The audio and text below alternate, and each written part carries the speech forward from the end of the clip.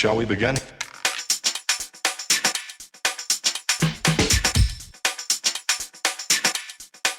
Let's begin now. Welcome, unboxing of the new Tamiya Valentine Mk.II stroke Mark IV in 1/35th scale. Now, I've been led to believe that this is a totally new moulding, and I'm not greatly up on Tamiya, because the simple reason is I've only ever built one Tamiya kit, which was the BT7, which I thoroughly enjoyed. So I went ahead and purchased another one. Right, box art, nice box art. Standard, as I gather, is standard stuff for Tamiya. There's not too much on the size, a little bit of, well, most of it's in Chinese. Turn it round, we'll have a look on the other side. Just a few layouts of different unknown units in different places. Just put that there. So I'm having to prop it up because I've got a bit of glare from the lights there. So off with the lid and we'll see what we got. Right, to start off with, we've got 1, 2, 3, 4, 5 sprues, 5 largish sprues. We also, right, we'll take that out of the way now. We also have some, well, a lot of it that's in Japanese. I can't read Japanese, not yet anyway. Oh, we've got some in English, a brief history on development of the Valentine. I shall have a read of that later. We also have a workshop manual, and we also have some decals, decals, transfers or stickers, whichever you would like to call them, is fine by me. Right, we'll get the box out of the way and we'll have a look to start off with at the instructions. Just make sure we're okay and we can see everything. That's it. Nicely done. Right, and slightly different. This is actually a little booklet. The last Tamiya one I had was a pamphlet. So they've just changed from pamphlet to a booklet, and I do prefer booklets. Right, normal stuff on the front, telling you what tools to use and everything else. We will run through the instructions pretty quick. There's total of how many steps? Let's go to the end and find out. We've got 24 steps. So it's assembly of the lower hull, then we move on to the upper hull, assembly there, then the joining together of the two hulls, and then it's mainly just putting bits and pieces on, wheels, roller wheels, very nice and easy, straightforward, nicely set out, which I do like, very clear to see. Assembly of the wheels and suspension, putting the suspension arms on and the wheels, and also the drive wheels and idler wheel. Then we move across, it's actually putting them all on here, and then we've got Lincoln length tracks. I'm not a Lincoln length track person. I would have rather seen the rubber bands on this, but there you go. So we'll see how that goes. So it's assembly of the Lincoln length tracks over the page, and then we've just got bits and pieces going on the upper hull, bits for the fenders or mud guards, whatever you like to call them, some stowage at the bottom here going together, exhausts, and the Pioneer tools, shovels and bits and pieces going on this one. Then we go to headlights, little handles, bits and pieces, the actual side skirts assembly, and actually putting them on with the actual mud guards. Also, they're just telling you what colour to paint them as well. Turret, there, by the look of it, there's no detailing inside at all, but very nicely done, very nicely straightforward and easy. Going on to this one, it's indicating that we can have them either open or closed, as we have two figures to actually go in the open turret, which is very nice.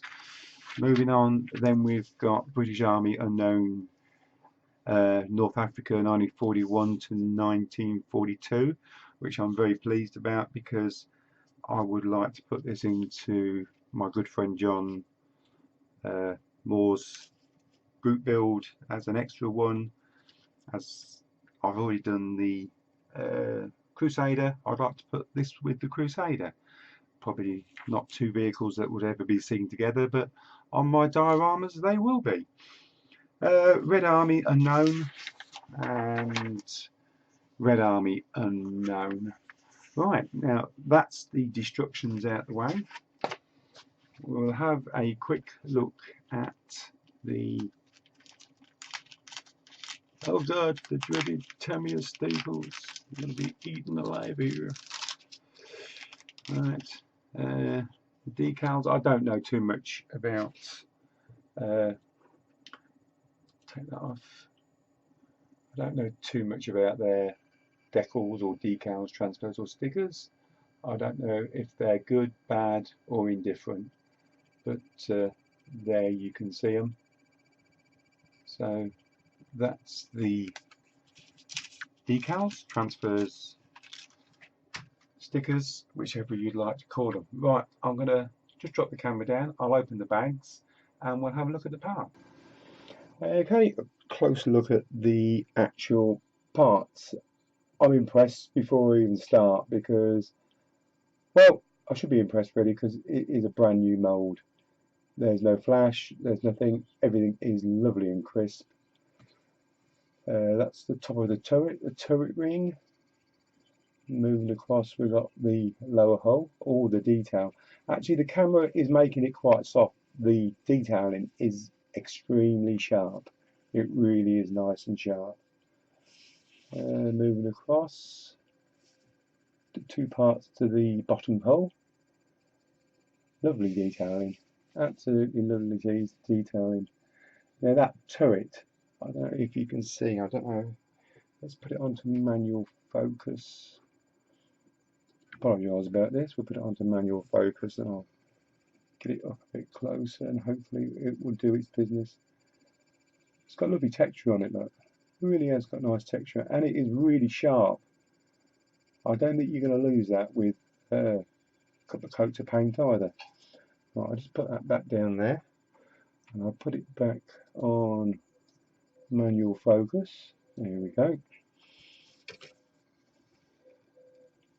So all the parts are lovely. Let's just turn it over.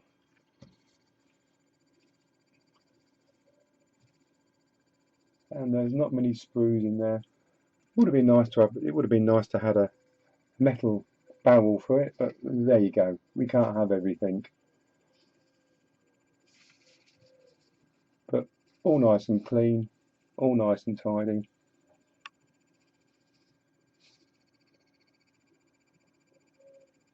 Right, next sprue.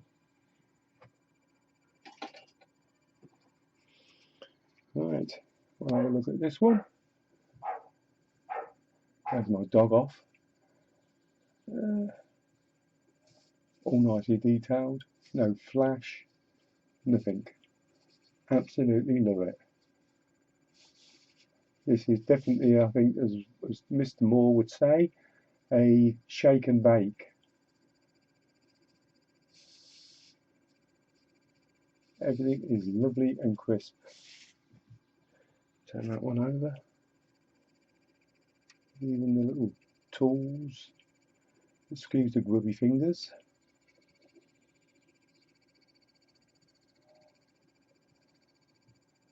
Oh no, that's lovely. Like I say, I'm starting to understand the beauty and the simplicity of Tamiya kits. This is going to be my second one, which I think I'm going to build straight away. I'm looking forward to doing this. Right, these are the fenders or mudguards and the side skirts. All the detailing is lovely and crisp, which really it should be because it's a brand new mould. And here we have one of the figures. Now I'm going to put that back on autofocus and we'll bring him up a bit closer to the camera. Hope the camera plays. And he's nicely detailed as well. Now we've got the other one across here. We'll do that one at the same time.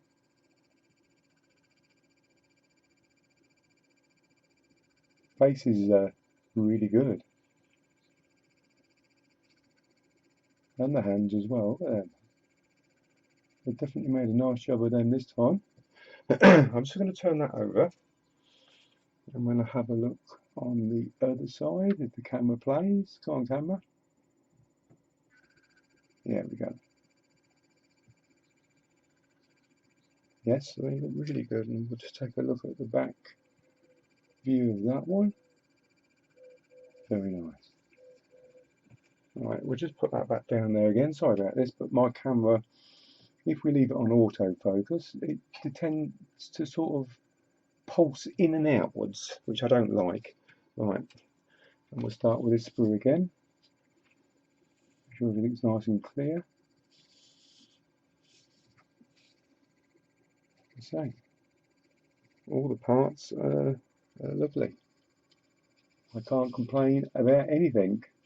I haven't got anything to gripe about. Right, that's now this sprue is doubled up. So there's two of these sprues, and this contains all the wheels. Even the wheels look really nice. Just make sure we got that in focus, so it's showing its true identity off, should I say. But there's not a bit of flash. Even them Lincoln length tracks, they look really nice. We'll have a look on the back side in a minute. And like I say, there's two of these sprues.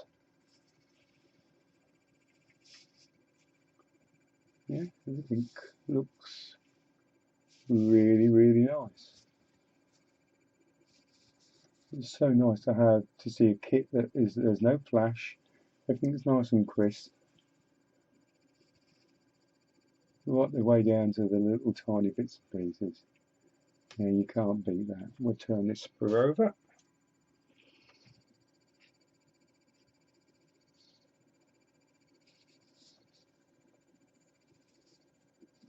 Yes.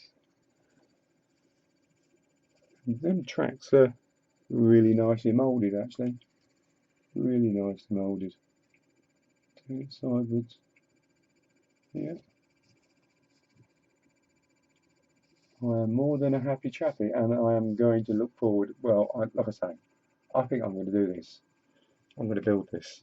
I can't wait to build it now. It's such a nice looking little kit.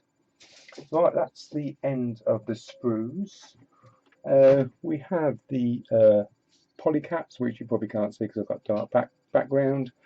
But I've got four largish ones, and we have two smallish ones in a bag. We've already had a look at the decals. So I'll tell you what I'm going to do. I'm not going to put this up straight away. I'm going to build this, and we'll have a look at it built.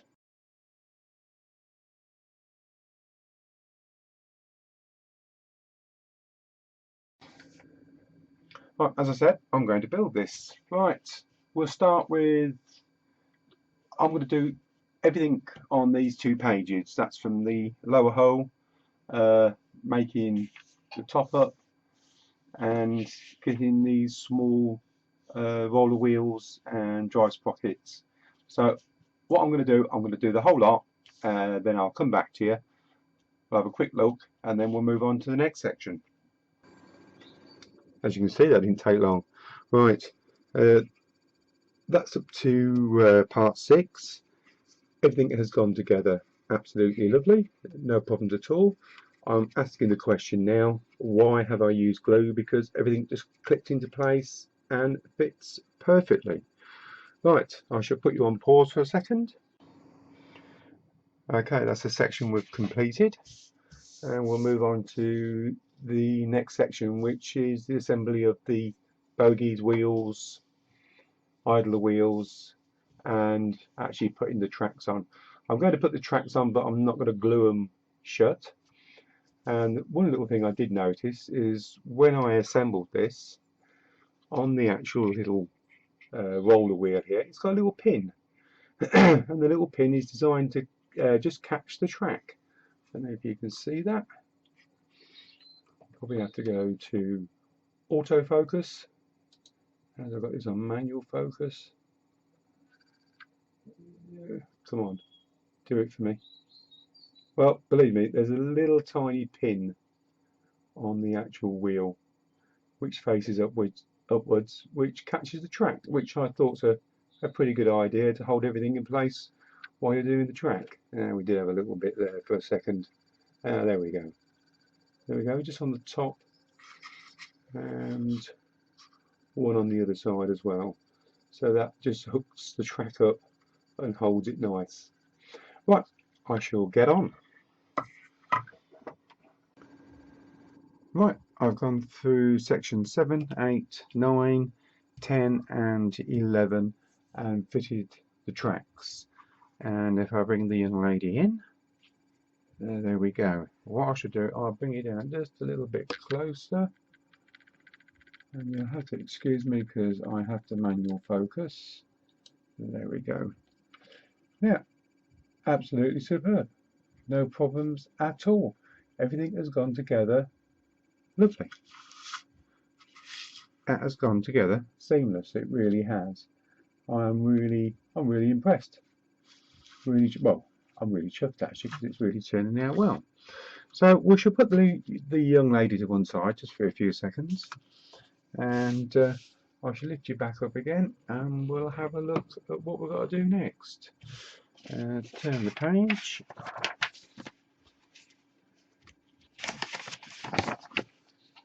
Right. Make sure you focused in there. There we go. So it's 12, 13, 14, 15, 16, 16. And it's just generally now hatches and all the handles, storage, exhaust, Pioneer tools. So there's plenty of little bits to be put on. So what I'm going to do, I'm going to get on with that and get them finished and done, and we'll have another look. Right, parts 12 to 16, all done, all completed. I shall bring the young lady back in, and as you can see, she looks pretty good. Really impressed with the detail on it. Everything, well, like I say, because it's new mould, everything is lovely and crisp and sharp. Everything has gone together like a dream. I've had a real nice Saturday afternoon and evening building the kit. That's been a pleasure to do. So enough of this dribble. We'll move her out the way just for a minute, and we'll turn the page. And what we have is 17 through to 21. We've only got grab handles, lights, side skirts. This piece up here is for the other variant with the shorter side skirts on. I don't know which one I'm going for at the moment. I think I might go for the longer ones. I think it looks pretty cool with the full side skirts. Then the assembly of the turret. Not a great deal in that. And to be honest with you, by the time we've got the turret assembled, it's only a matter of fitting it. So what I'm going to do, I'm going to do all these sections and this section, and it's finished then. And then I'll come back to you and we'll have a look at the final kit all together.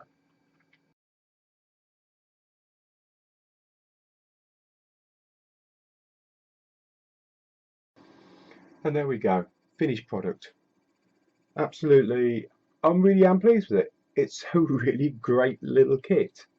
We'll go around so you can have a good look round. Detailing is absolutely, well, I don't think you need PE to enhance this little kit because it's got everything there. Tamiya has made a really nice job of this kit.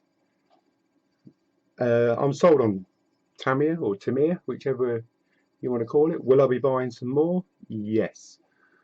Was this worth £31, which I spent £31, including the postage and packing? Yes, I would quite happily spend that again. Simple reason is the ease of build. Everything went together so well. Yes, at the moment the fenders are hanging off the side skirts because they're not glued on because I need to paint it. But all in all, a really great little kit, and I do recommend, if you're in the market for one, to buy it because you will not be disappointed. Right down to the figures. The figures are well detailed. A little tiny seam line on them, but I have seen worse, and figures are one of those minefields. You either get some good ones or you get some bad ones. These are bang on the good side. They really are nice and crisp, nice and sharp. And like I say, this is a brand new mould, and it does show. So that is it. That is it. We've come from the unboxing, the build of it, and what you actually get out of it for your money.